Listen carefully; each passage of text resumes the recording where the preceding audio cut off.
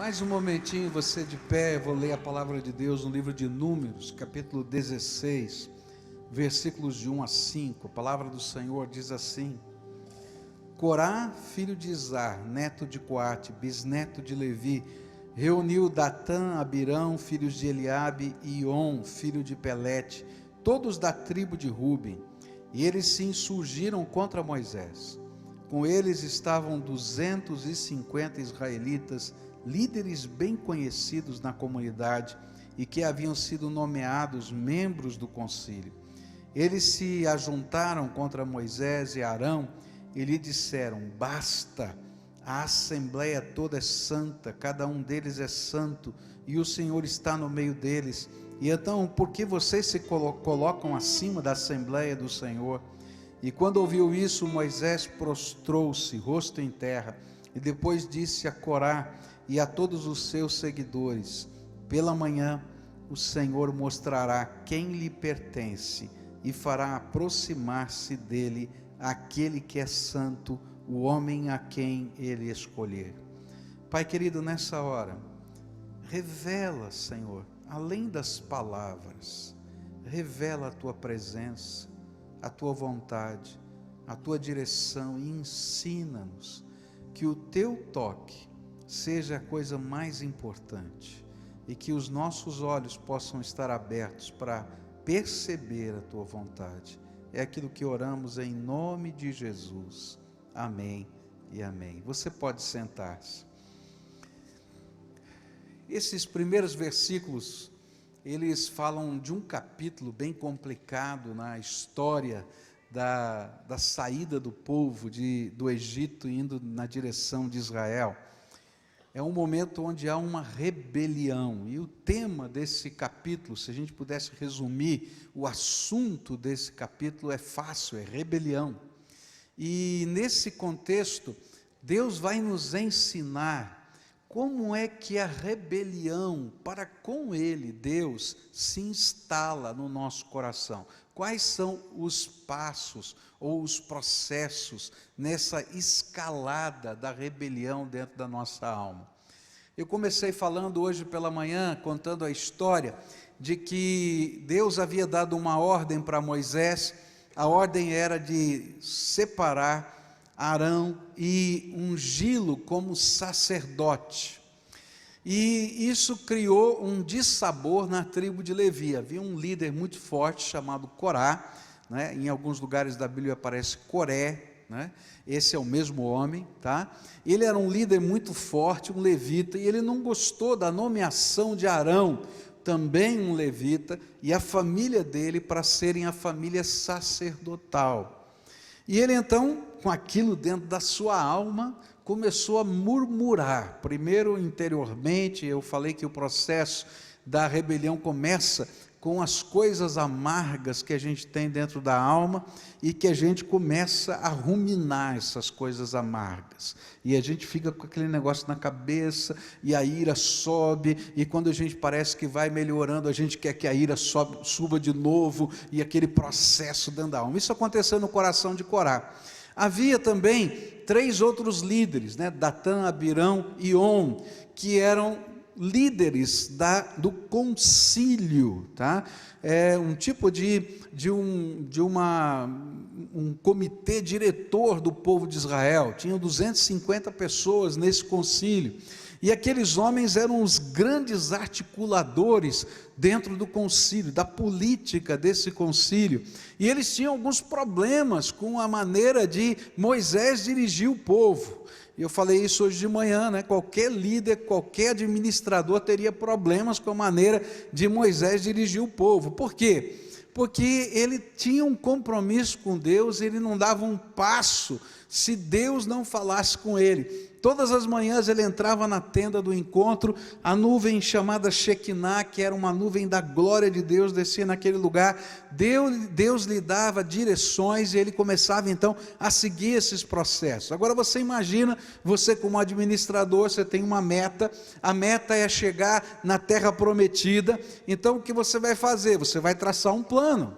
E esse plano vai envolver onde tem fontes de água no deserto, qual é o melhor caminho, qual é o menor tempo possível, de maneira que o povo possa caminhar até lá sem perdas. É isso que eu faria, eu acho que você faria também. Agora você imagina ele chegar no conselho dos 250, não é, líderes, e dizer assim: olha, Deus me revelou o que nós vamos para a terra prometida. E aí eles perguntam: como? Ele falou: Deus já me falou, nós vamos seguir a nuvem. Segue a nuvem. Quando a nuvem andar, a gente anda. Quando a nuvem parar, a gente para. E eu acho que naquela hora aqueles homens, Datã, Abirão e On, começaram a dizer: como é que vai seguir a nuvem? O cara é louco. Ele vai lá na tenda, conversa com Deus e vem dizendo que tem que seguir a nuvem. E imagina quando eles começaram a dar voltas no deserto, porque a Bíblia diz que eles deram voltas no deserto. E nós já passamos desse lugar, por que a gente voltou aqui outra vez? Era esse contexto. E aí eles começaram a murmurar, primeiro com eles mesmos. E a toda forma de rebeldia começa quando eu, em conflito com Deus, não aceito o plano dele para a minha vida. E aí eu vou murmurar. Eu vou murmurar das circunstâncias, das situações, das pessoas, e aquilo começa a fazer mal, os meus olhos ficam corrompidos, e eu começo a enxergar a vida à luz da minha dor. Mas não para aí, continua, porque depois de murmurar, a gente não consegue murmurar para a gente mesmo muito tempo, a gente tem que murmurar para mais gente, e aí começa um segundo passo, que é o passo da cooptação, quando eu vou tentando trazer pessoas para perto de mim, e para transformar aquilo que eu estou sentindo numa bandeira, numa ideologia, num movimento que não é só meu. Eu preciso da força de pessoas me apoiando para que a murmuração possa ter um efeito um pouco mais saudável, se é que pode dizer assim, um pouco menos insano na minha vida. E foi isso que eles fizeram. Eles começaram Corá, falando com Datã, Abirão e On, e depois esses homens começaram a falar com os 250 líderes, e os 250 líderes tinham esposas, começaram a falar com as suas esposas, e começaram a falar com os seus filhos, e filhos e esposas tinham agora coisas, não é, que eram assuntos confidenciais do governo, que eles sabiam, e agora eles estavam repartindo com os seus amigos, porque eles tinham essas informações, e essa cooptação começou a virar um movimento muito forte, e aquilo que era um sentimento de mal-estar, virou uma bandeira, uma ideologia. E essa bandeira e essa ideologia agora não podia ser: estou com ciúmes de Moisés, estou com ciúmes de Arão. Era um mote teológico: todos nós somos tão santos quanto Moisés e temos a mesma unção que ele, porque Deus habita no meio do seu povo. E eu falei hoje de manhã que é aí que nascem as heresias, aí é que nascem as filosofias, as ideologias, que as pessoas matam e morrem, porque essas se tornam as verdades absolutas que a gente defende. Mas a Bíblia diz que isso é rebeldia, porque lá dentro do coração, o que existia era um sentimento de não concordar com a maneira de Deus estar dirigindo a vida do seu povo. Eu quero continuar, e quero falar que o próximo passo nessa jornada, não é, de rebeldia, é aquilo que eu vou chamar agora de insubmissão.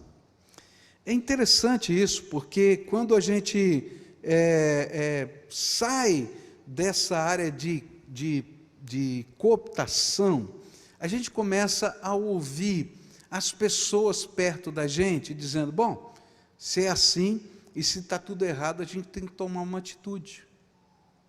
E aquilo que era primeiro do coração, ele toma força no grupo, e eu tenho coragem de me confrontar, ou de me colocar na posição de confronto com pessoas, com instituições e com Deus, por causa daquilo que agora tomou força no grupo. Eu sozinho talvez não tivesse coragem, mas como eu tenho um grupo que me apoia, eu agora me torno claramente, publicamente insubmisso. Foi isso que aconteceu no verso 3. Eles se juntaram contra Moisés e Arão e lhes disseram: basta! A assembleia toda é santa, cada um deles é santo, e o Senhor está no meio deles. Então, por que vocês se colocam acima da assembleia do Senhor?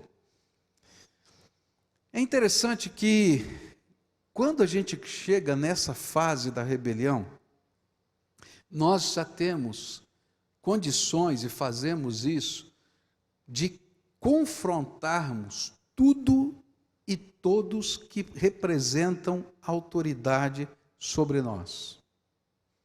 Algumas pessoas, quando estão assim, estão vivendo esse amargor da vida e descobriram um grupo que apoia esse amargor, começa a confrontar Deus. Porque se Deus está acima de tudo, Ele tem toda a autoridade no céu e na terra, então Ele é o culpado da desgraça que está acontecendo na minha vida. E aí, se eu tenho um grupo que pensa mais ou menos assim, e levanta a bandeira, eu vou me tornar agnóstico, eu vou me tornar ateu, ou então vou me tornar aquele que acredita em Deus, mas que abraça tantas filosofias do tempo de hoje, que não há lugar para Deus dentro da sua alma. E afinal de contas, eu estou sendo apoiado por Adler, eu estou sendo apoiado por, e aí vem o nome dos filósofos todos desse tempo, e eu tenho agora uma ciência, que na verdade é uma pseudociência, porque toda filosofia precisa de comprovação, e a filosofia não parte dos princípios da ciência para comprovar as suas teorias, são ideias humanas que, na verdade, se tornam as teses que precisam ser comprovadas na ciência, e que nem sempre são. Mas agora isso se torna uma verdade fundamental. E se eu for alguém que está ligado a um grupo que tem uma força de expressão, eu vou começar a usar as roupas que eles usam, eu vou começar a usar o palavreado que é usado. E se a gente olhar, por exemplo, o adolescente que está numa fase de descobrir os caminhos da sua própria independência, eles precisam da força do seu grupo para poder contestar a sua família, para contestar os seus pais, para contestar, quem sabe, as normas de uma escola. E aí então a gente diz: todo mundo vai usar a roupa assim, porque quero ver se vão nos obrigar todos a usarem uniforme, por exemplo. E daí naquele dia vai ver um manifesto da roupa preta, da roupa amarela, do tênis não sei o quê. E na verdade a gente está simplesmente dizendo: olha, tem coisas que não estão resolvidas dentro da minha alma, dentro do meu coração, e eu preciso contestar. E a gente contesta Deus, a gente contesta toda forma de autoridade sobre a nossa vida, a gente contesta os pais, a gente contesta a família, a gente contesta o casamento, a gente contesta. A Bíblia chama isso de insubmissão. E o pior é que a gente não contesta só a Deus, a gente confronta os mensageiros de Deus, e esse é o caso com Moisés e Arão, porque nós não queremos reconhecer outra autoridade que não seja os nossos próprios desejos. E quais são os argumentos? É interessante que os argumentos são quase incontestáveis. Veja só, eles dizem assim: basta, ninguém aguenta mais, você guia o povo baseado nas suas visões, tem alguma coisa errada.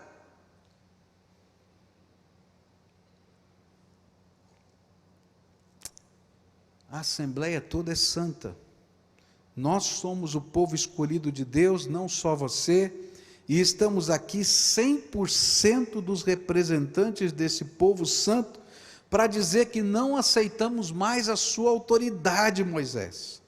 A assembleia sempre será maior que uma pessoa. Fala a verdade, se você ouvisse esse negócio, você concordaria ou não? Vamos falar, sério. A assembleia é sempre maior que uma pessoa, é verdade. Só que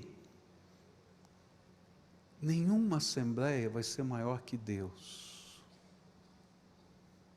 E ali não era Moisés, era Deus que estava revelando. Porque a nuvem se mexia, é verdade, e parece uma loucura.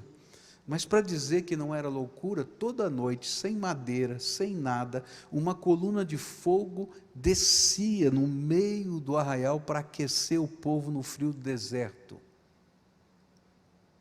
E toda manhã cedo, quando Moisés se levantava, ele entrava na tenda da congregação e o Shekinah de Deus descia para dizer: Deus está visitando o seu servo. E mais, toda manhã, para comprovar que aquele era o lugar correto deles, caía do céu um pão esquisito chamado maná, que alimentava todo o povo, mesmo quando eles não tinham grãos, mesmo quando eles não tinham carne, era a ração de Deus para o seu povo no deserto. Não era um homem, era Deus. E sabe, toda forma de insubmissão, ela representa essa convulsão entre murmuração e cooptação, que forma um grupo que fortalece a nossa nova teologia, muito inteligente. Mas essas pessoas se esquecem que a assembleia sempre será menor que o Deus que escolheu, chamou e tem planos para o seu povo. Deus disse isso para Moisés, no versículo 11 ele vai dizer assim: quando vocês reclamam contra Arão, na verdade é contra o Senhor que você e os seus seguidores estão se revoltando. É claro isso na Bíblia, porque o que está em jogo nessa discussão não era a teologia era uma mera desculpa, mas lá dentro do coração deles, o que esses líderes queriam era voltar para o Egito. Olha só o que vai ser dito por Corá, Datão e Abirão e On diante de Moisés: não lhe basta nos ter tirado de uma terra onde manam leite e mel para matar-nos no deserto, e ainda quer se fazer chefe sobre nós. Além disso, você não nos levou a uma terra onde manam leite e mel, nem nos deu uma herança de campos e vinhas. Você pensa que pode cegar os olhos destes homens? Nós não iremos. Simbolicamente, voltar para o Egito na Bíblia quer dizer abandonar o plano de Deus para a nossa vida, abandonar os valores de Deus para o nosso coração, abandonar o jeito de viver que Deus instituiu na sua palavra. E o interessante é que a cabeça, ela se confunde. Aqueles homens estavam dizendo assim para Moisés: Moisés, você nos prometeu que ia nos levar para a terra prometida. Na verdade, nós não chegamos na terra prometida, a gente está no deserto. Sabe onde era a terra prometida? A terra que mana leite e mel? Era o Egito. Nós não vamos mais com você para nenhum lugar, nós vamos voltar para o Egito. E nós vamos levar esse povo todo de volta para o Egito. E eles estavam pensando assim: olha, eu sou livre. Só que eles esqueceram que lá no Egito eles eram escravos, que mataram os filhos deles, que eles não podiam ter filhos homens, que aquilo que parecia ser a terra que mana leite e mel, era a terra da desgraça na vida deles. E eles preferiam a terra que mana leite e mel, entre aspas, e a escravidão, do que a verdadeira liberdade submissa à vontade de Deus. Agora, queridos, essa é a história de muita gente.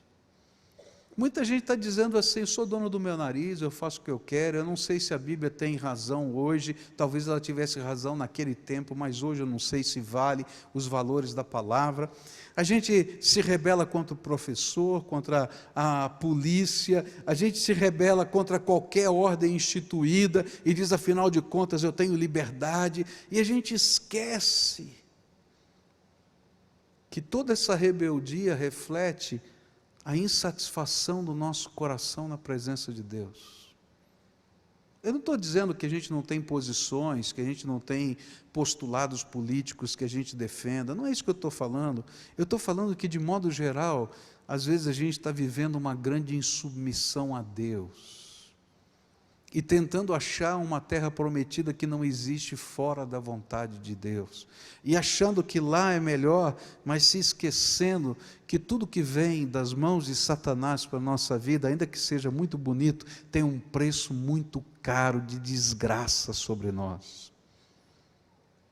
Ninguém se lembrava mais de quando os primogênitos, ou os filhos, melhor dizendo, homens de uma casa de hebreu, tinham que ser retirados pelas parteiras e mortos diante dos olhos dos seus pais. Depois de 9 meses de gravidez, quando nascia um filho homem, a parteira ia lá e torcia o pescocinho daquela criança. Estava saindo, via que era homem, torcia o pescocinho. E todo mundo sabia que não era um acidente, que não era uma doença. Eles esqueceram as opressões, eles esqueceram tudo. E sabe o que eles tinham saudade? Da cebola e do pepino do Egito. Eu podia ter saudade de coisa melhor, né? Fala a verdade. Cebola e pepino. Mas na verdade o que havia no coração deles era insubmissão.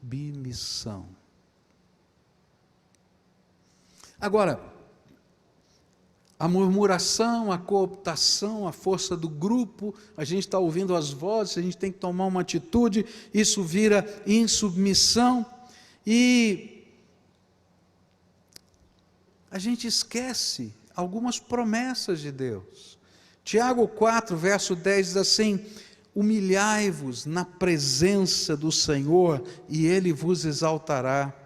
Humilhai-vos, diz 1 Pedro 5, humilhai-vos, portanto, sob a poderosa mão de Deus, para que Ele em tempo oportuno vos exalte, lançando sobre Ele toda a vossa ansiedade, porque Ele tem cuidado de vós.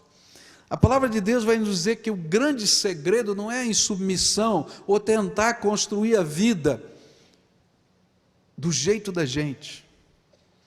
O grande segredo é a gente se submeter à vontade de Deus e viver o jeito de Deus na nossa vida. Senhor, se é para seguir a nuvem, não vai existir melhor jeito, porque o Senhor, se está fazendo a gente dar voltas, é porque a gente não está preparado para aquela terra. Tanto é verdade que 2 anos depois eles chegaram naquela terra, e quando chegaram lá tiveram medo dos gigantes, tiveram medo das construções, dos muros de pedra, e Deus fez aquele povo vagar 40 anos no deserto, porque eles não estavam preparados. A escravidão estava dentro deles, e não o senso de liberdade, porque, queridos, liberdade envolve uma responsabilidade de construir um mundo melhor, e às vezes a gente só quer a liberdade e não quer construir nada.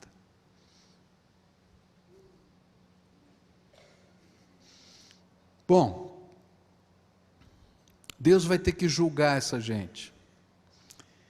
E é interessante isso, porque a palavra do Senhor diz que Deus disse assim para Moisés: Moisés, chama esse povo para vir amanhã de manhã, na hora que o Shekinah desce, e eu vou conversar, e vou mostrar quem é santo, quem eu escolhi, quem eu ungi, e como esse negócio aqui funciona, porque eu sou Deus. E ele disse assim para aquele povo: olha, vocês vêm aqui de manhã, já que todos vocês são santos, todos vocês são ungidos, todos vocês são sacerdotes, todos vocês têm a mesma unção, cada um traga o seu incensário. E nós vamos começar uma celebração. De um lado vai ficar Arão com o seu incensário, sozinho. E do outro lado, vocês, 250, vão ficar com os seus incensários. Se a sua teoria é verdadeira, Deus vai aceitar a sua oferenda e não vai aceitar de Arão.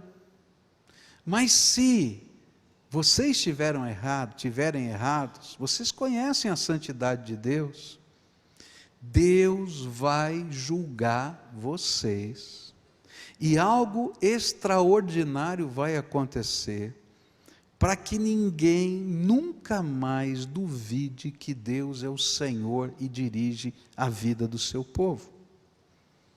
E eles foram lá, prepararam os seus incensários, e lá estavam todo o concílio, 250 homens com os seus incensários. E do outro lado, só Arão. Só Arão. E nesse momento, Deus faz o último apelo. Eu acho tremendo isso, porque há momentos na nossa vida que Deus faz a última advertência. Deus faz o último apelo, Deus toca profundamente o nosso coração e nos dá a última oportunidade. E olha só o último apelo que é feito, e é interessante que Deus sabia que os 250 não iriam atender o apelo, porque eles tinham um pacto entre eles não iam mudar de ideia, mas Deus estava com pena das mulheres, dos filhos, dos sobrinhos, dos netos, porque o pecado que está dentro da nossa casa afeta todo mundo que vive conosco. A gente imagina às vezes que o problema é só meu. Não, queridos, a desgraça que você leva para casa afeta a tua vida toda, mas afeta todo mundo que está do teu lado, porque é impossível ver você sofrer sem a gente sofrer junto. E aí então vem uma convocação de Deus, olha que coisa tremenda. Diz assim: ele advertiu a comunidade, ele olhou para o povo todo, para os filhos, olhou para as famílias, mas olhou para todo o povo, e diz assim: olha, vocês vão ter que tomar uma decisão agora. Ele diz assim: afastem-se das tendas desses ímpios. Essa é uma palavra forte, ímpio. O ímpio é aquele que perdeu a piedade, que não é mais pio, que não é mais temente a Deus, que está seguindo só os seus ditames da consciência, mas não está seguindo a vontade de Deus. Afastem-se destes ímpios, não toquem em nada do que pertence a eles, senão vocês serão eliminados por causa do pecado deles. E eles se afastaram das tendas de Corá, Datão e Abirão. Datão e Abirão tinham saído e estavam em pé à entrada das suas tendas, junto com as suas mulheres, seus filhos, suas crianças pequenas. E disse Moisés: assim vocês saberão que o Senhor me enviou para fazer todas essas coisas, e que isso não partiu de mim. Se estes homens tiverem morte natural e experimentarem somente aquilo que normalmente acontece aos homens, então o Senhor não me enviou. Mas se o Senhor fizer acontecer algo totalmente novo, e a terra abrir a sua boca e os engolir, junto com tudo que é deles, e eles descerem vivos ao Sheol, então vocês saberão que esses homens desprezaram o Senhor. E assim que Moisés acabou de dizer tudo isso, o chão embaixo deles fendeu-se, a terra abriu a sua boca e os engoliu, juntamente com as suas famílias, com todos os seguidores de Corá e com todos os seus bens, e desceram vivos à sepultura com tudo que possuíam, e a terra fechou-se sobre eles e pereceram, desaparecendo no meio da assembleia. Há um momento na nossa vida que Deus nos dá um ultimátum e diz: olha, cara, toma cuidado, porque se você não mudar de vida, as consequências virão sobre você, e virão sobre as pessoas que estão com você. para as pessoas que se pactuaram com você. E sabe, é muito complicado, porque nessa altura, a gente valoriza muito mais o pacto que a gente tem com pessoas que estão nos apoiando, do que com Deus. Há algum tempo atrás, Michel me contou de uma experiência num sepultamento, onde ele foi convidado para estar lá dando uma palavra, e nesse sepultamento tinha um jovem que tinha sido assassinado por causa de drogas. E o menino que estava com ele, que o convidou, era primo desse moço. E quando estava no meio daquele funeral, esse moço primo falou assim para o Michel: Michel, se eu não tivesse recebido Jesus como Senhor e Salvador da minha vida, muito provavelmente hoje eu estaria no caixão do lado dele. Porque eu era da turma dele, eu frequentava os mesmos lugares com ele, eu fazia as mesmas coisas junto com ele. E sabe, o outro lado, que não é o mesmo grupo dele, teria me matado porque eu estaria junto com ele. Você está entendendo? Tem horas na nossa vida que o ultimato de Deus diz assim: olha, você tem que tomar uma decisão, porque o tempo está acabando, pula fora, sai fora, muda de vida. Deixa de lado a tua turma, porque senão você vai junto com eles, não tem jeito. E é interessante que nesse momento, o povo, a grande maioria do povo temeu e se afastou desses homens. E o interessante é que os filhos de Corá não ficaram com seu pai. Eu acho tremendo isso, porque às vezes a gente fica pensando: não, eu tenho um vínculo com meu pai, com a minha mãe, eu tenho que ter esse... Não, queridos, a gente tem que ter um vínculo com Deus em primeiro lugar, e com o que é certo na nossa vida. E os filhos de Corá saem, e eles vão se tornar um dos grupos mais tremendos de louvor e adoração no povo de Israel. Deus vai derramar uma unção sobre os filhos de Corá, que vai estar lá escrito nos Salmos, Salmo dos filhos de Corá. E eu acho tremendo, sabe por quê? Porque talvez alguém dissesse para eles: tira fora o nome de Corá, porque isso tem a ver com aquela tragédia. Eles disseram não. Sabe por quê? Porque eles foram aqueles que Deus resgatou do meio daquilo que iria acontecer de terrível. Eles estavam dizendo: nós, filhos de Corá, reconhecemos a bondade de Deus sobre a nossa vida.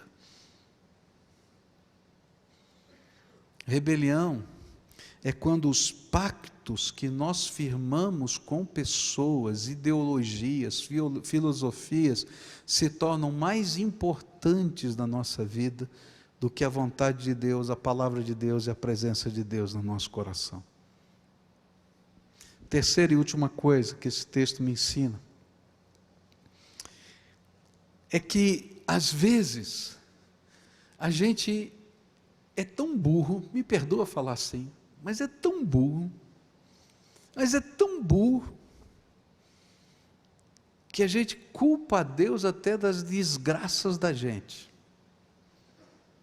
Bom, a Bíblia diz que o chão se abriu. Aqueles que estavam com seus incensários e todos aqueles que ficaram do lado deles foram engolidos pelo chão. Eu não sei se foi um terremoto, eu não sei o que aconteceu, não sei explicar cientificamente, eu só sei que o chão abriu justamente debaixo do pé deles. E eles caíram naquele buraco. E não deu tempo de tentar salvar ninguém, porque assim que eles caíram, a terra fechou. Diante dos olhos de toda a multidão. E quando isso aconteceu, o povo saiu correndo, foi todo mundo embora. Fugiu daquele lugar. Eu não sei o que você sentiria depois de um evento desse. Talvez muito medo. Mas naquela noite, começou de novo a murmuração. Começou de novo a cooptação. Começou de novo a pactuação, a insubmissão. E no dia seguinte, Aquele povo volta com pedras na mão, paus na mão, e dizendo assim: Moisés, você matou essa gente toda, e agora nós vamos matar você.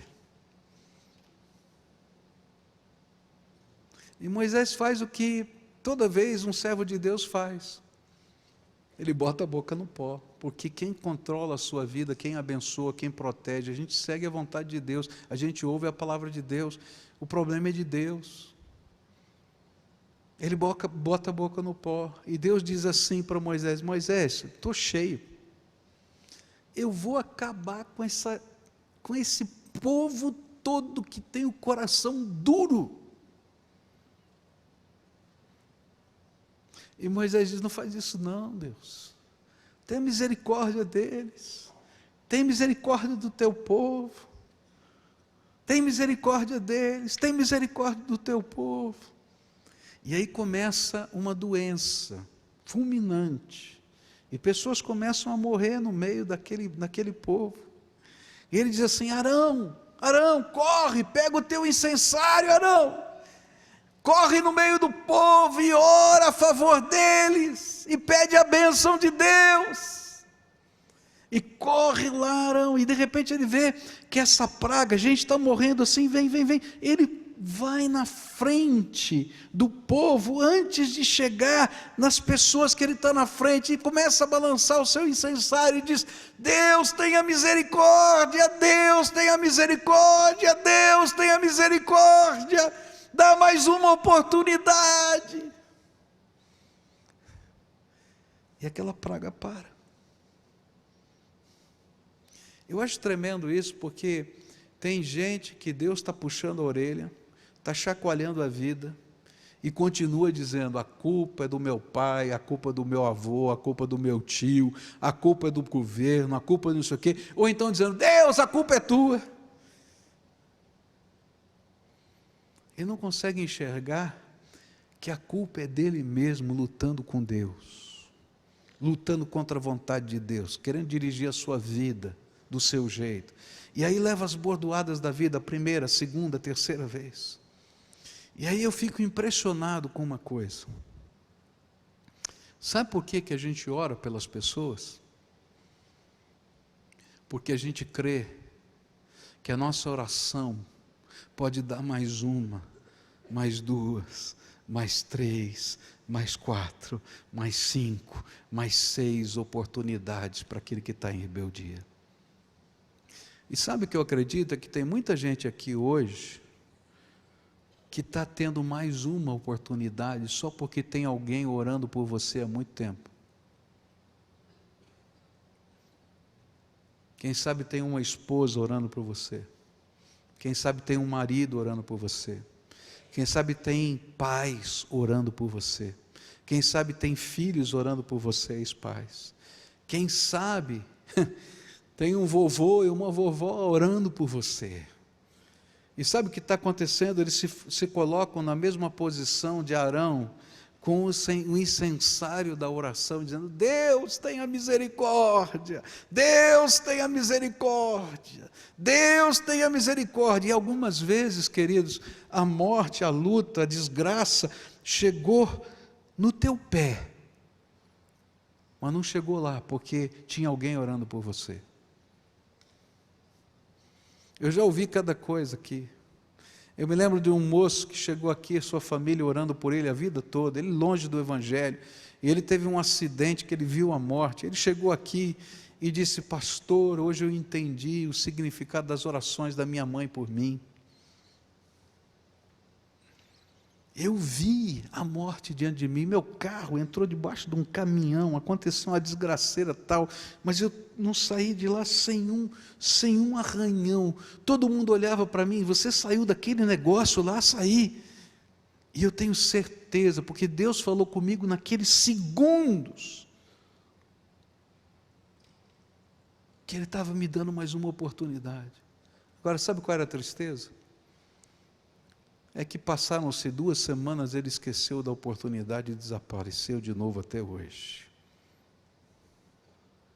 Mas Deus continua dando mais uma oportunidade. E sabe o que eu creio? Eu creio que algumas pessoas estão sendo abençoadas por algumas orações antigas. Porque a Bíblia diz que a oração que foi feita continua na presença de Deus, como um incenso que paira sobre um lugar. Não é que essa pessoa, depois de morrer, continua orando, mas eu creio que algumas pessoas que já morreram deixaram lá no céu as suas orações, e essas orações estão atingindo a tua vida, porque Deus fez promessas para aqueles seus filhos: vou abençoar o teu filho, vou abençoar o teu neto, e Deus está dando mais uma oportunidade, mais uma, e mais uma, e mais uma. Mas vai chegar o dia em que toda oportunidade cessa.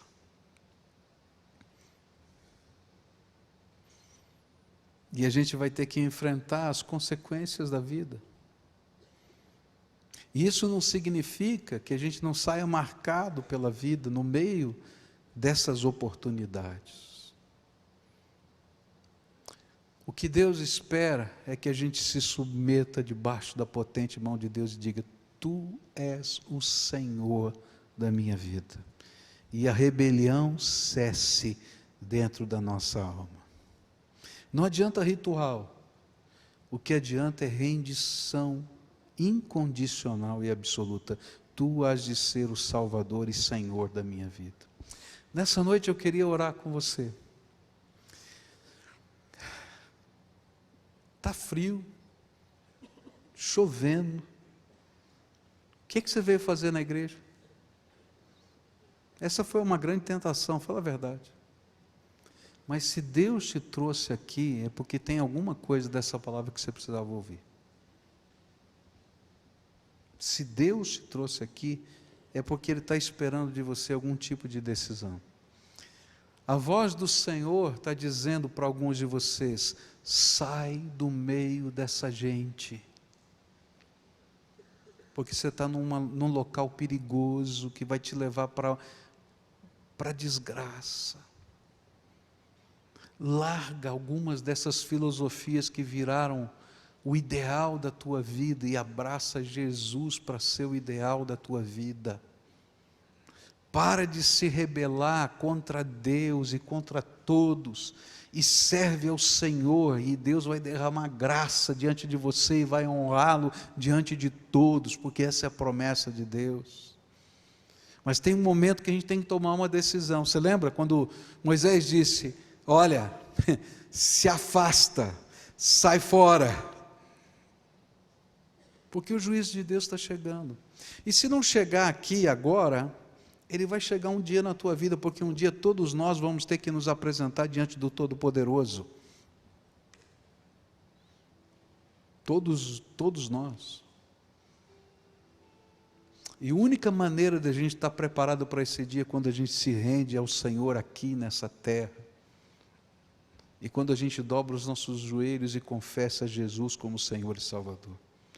Nessa noite eu queria orar com pessoas que queiram se render. Está entendendo a palavra?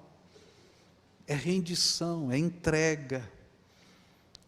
É dizer: Senhor, eu preciso recomeçar processos da minha vida que me afastaram do Senhor. E me afastaram do senso de valor da Tua palavra. E se o Espírito de Deus estiver falando ao teu coração, eu queria orar com você. Essas pessoas que estão aqui vieram para orar com você. Então vamos estar juntos aqui, orando uns pelos outros. E esse tem que ser um dia de decisão. Importante decisão. Dizer: Senhor, eu ouvi a Tua voz. Entendi a Tua mensagem para mim. E eu vou tomar atitudes diante da Tua palavra. Então, se você é a pessoa a quem o Espírito Santo está falando com você, vai sair do seu lugar agora, em nome de Jesus, vem aqui à frente, dizendo: Senhor, eu me rendo, o clamor pela misericórdia já foi feito por você, o incensário já foi levantado por alguém, agora é hora de você tomar essa sua decisão. Quem é que o Espírito Santo está chamando? Vai saindo do seu lugar agora. Eu me rendo, é isso que a palavra está falando. Eu me rendo, Senhor, Tu tens um plano para a minha vida, eu me rendo. Olha, Talvez você esteja vivendo a maior pressão dentro da tua alma hoje, porque o inimigo vai colocar algemas sobre você, e os pactos que você fez com pessoas vão começar a falar muito alto. As ideologias que você acredita vão estar amarrando você. Então, se o Espírito de Deus está falando com você, eu quero declarar em nome de Jesus, que toda algema colocada sobre você está quebrada, na autoridade do nome de Jesus. Vai levantando do teu lugar agora, vai, em nome de Jesus. Famílias inteiras, o Espírito Santo está falando com famílias aqui, que estão seguindo um jeito de viver que Deus não gosta. Tem jovens aqui, que Deus está falando com você, olha, para com isso. Essa rebeldia não tem sentido, serve ao Senhor. Lá em cima na galeria, tem gente a quem o Senhor está falando, desce agora em nome de Jesus.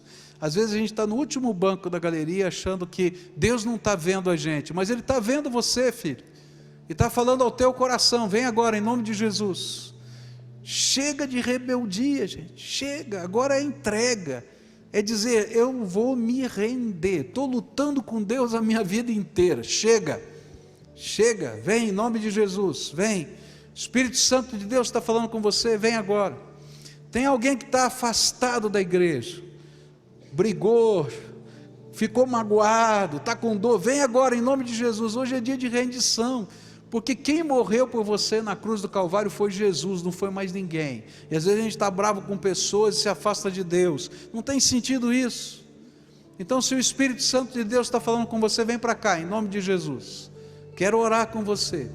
Rendição, rendição, essa é a palavra-chave, rendição, rendição, rendição, rendição.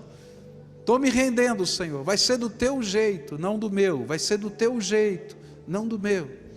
Quem mais o Espírito Santo está falando? Levanta agora, em nome de Jesus, vem, em nome de Jesus, moço, Deus está falando com você, vem, em nome de Jesus, chega, lembra que Datã Abiram disse, basta Moisés, Deus está dizendo, basta moço, chega, até onde você vai? Vem para cá, chega aqui agora, quero orar por você, chega aqui, eu quero orar por você, em nome de Jesus, pode vir, Deus tem algo tremendo para você hoje. Você vai ser como um filho de Coré, que vai receber uma unção especial de Deus, como um sinal de vida e não de morte. E a gente vai orar juntos. Agora eu quero orar com você. Queria pedir uma coisa para você. Todo o povo de Deus está aqui, vai ficar de pé, tá? E nós vamos orar por essa gente que está aqui. Só eles sabem a batalha que está aí no coração. E o que significa algumas dessas entregas. Porque tem pactos, tem compromissos, tem coisas, tem história, tem dores. Mas hoje nós cremos no poder de Jesus, que liberta, que transforma, que muda a vida da gente. E a gente vai colocar isso diante do Senhor, tá? Então agora nós vamos orar juntos. A primeira oração eu vou explicar como você vai fazer, tá? Mas você tem que fazer essa oração. Porque o coração da gente, a alma da gente só tem tranca pelo lado de dentro. E a única pessoa que pode abrir a tranca é a gente, tá? Então agora você vai orar mais ou menos assim, tá? Eu vou explicar e você vai fazer depois com os seus lábios isso. Você vai dizer para Jesus, Senhor Jesus, eu vou explicar tudo, escuta primeiro, depois você ora, tá? Diz assim, Senhor Jesus, eu estou em rebeldia, estou lutando contra o Senhor, mas eu cansei, e eu ouvi a tua voz, e eu estou me rendendo. De hoje em diante o Senhor é o dono da minha vida, para eu viver do teu jeito, da maneira que o Senhor planejou para mim, porque eu não consigo mais lutar a vida inteira contra o Senhor. Dá graça para mim, dá graça para mim. Graça é favor que eu não mereço. Dá graça para mim, dá graça, Senhor, dá graça. e começa algo novo na minha vida. Ora aí com as suas palavras, mas repete isso na presença de Deus. Fala com a tua boca, mexe os teus lábios. As pessoas não precisam ouvir, mas você tem que falar para Deus, porque é a tua oração.